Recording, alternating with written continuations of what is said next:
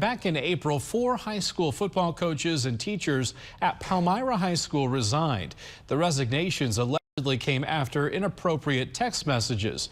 Now, one of those coaches has been hired at another tri-state school. WGEM's Claire Edlin joins us live in Philadelphia, Missouri tonight to tell us about what she's heard at the board meeting tonight. Claire? Well, Daniel, former Palmyra assistant principal Marty Smyser was hired here at Marion County R-II School District as a 7th through 12th grade social studies teacher.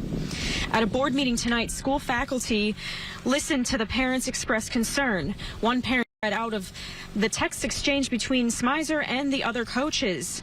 Another couple is now worried about their child who transferred to this school from Palmyra. No one should get a second chance when it comes to the safety of our children.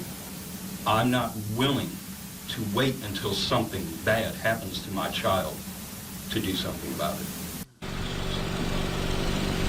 Meanwhile, a substitute teacher who worked alongside Smyser defended him at tonight's meeting.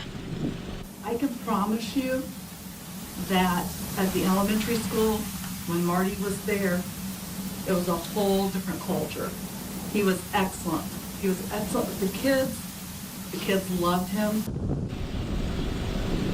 Parents who spoke publicly at the meeting say they are now afraid that they or their children may be faced with retaliation. And Marion County R-II Superintendent Jason Keyhole did decline an on-camera interview.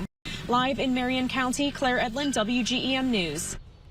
Thank you, Claire. And parents were able to access the documents and text messages under Missouri's Sunshine Law.